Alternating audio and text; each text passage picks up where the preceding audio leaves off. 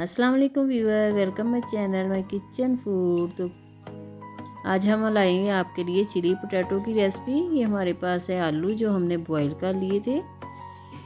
1 से 2 स्पून हमने पैन में हमने लिया, 2 से 3 स्पून हम ऑयल लेंगे।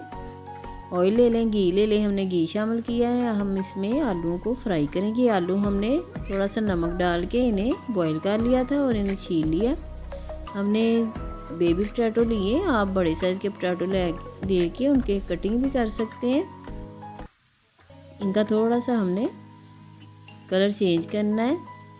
इसमें डालेंगे नमक ताकि आलू में इसका टेस्ट आ जाए। वैसे हमने जब बॉईल किए थे तो इसमें नमक भी डाला था। अब हमने लिया ज़ीरा। आपने देखा हमने इसमें प्याज शामिल नहीं किया, सिर्फ इसमें साबुत वाले मसाले शामिल कर रहे हैं। ज़ीरा लिया 1/2 टीस्पून, नमक लिया 1 टीस्पून और ये हमारे पास है साबुत वाला धनिया, ये डालेंगे। इसको साथ ही फ्राई कर लें आप।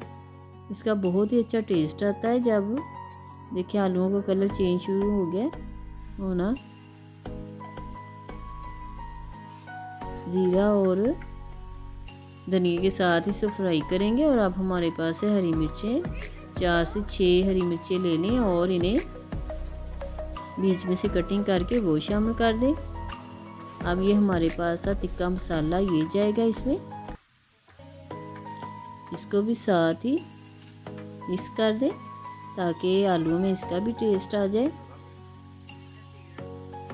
साथ ही से फ्राई कर लें। देखिए ये वाला कलर इसमें आना चाहिए, गोल्डन सा।